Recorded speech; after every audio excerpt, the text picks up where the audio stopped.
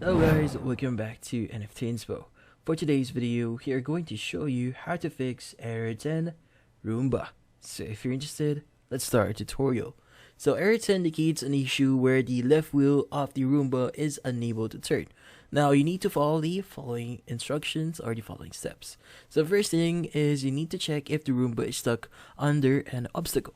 Now if the error occurs while Roomba is stuck under obstacle, relocate it to a different location and press clean to restart and utilize the dual mode virtual mode barriers to prevent Roomba from encountering problematic areas.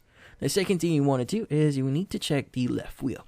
Inspect the left wheel for any obstructions. Now from there, remove debris from the wheel well. Move the left wheel up and down several times and shake out any loose debris that might be trapped in the wheel well. Now test the wheel movement. Turn both wheels briskly by hand, ensuring they move freely and exhibit the same level of resistance. Now if the error persists, a replacement left wheel module may be required, so you need to visit the iRobot store, parts and accessories, or use an authorized retailer to order the necessary parts.